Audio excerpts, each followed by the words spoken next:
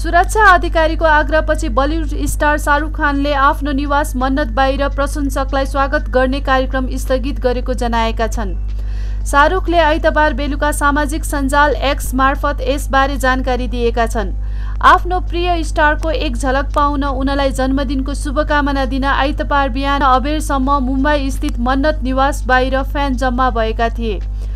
मलाई अधिकारीहरूले सल्लाह दिएका छन् कि म बाहिर निस्केर मेरो प्रतीक्षामा बसेका सबै प्यारा मानिसहरूलाई अभिवादन गर्न सक्दिन, शाहरुखले लेखेका छन्। तपाईहरू सबैसँग म हार्दिक माफी चाहन्छु, तर भिड नियन्त्रण समस्याको कारणले गर्दा यो सबै समग्र सुरक्षाको लागि हो भनेर जानकारी गराइएको छ।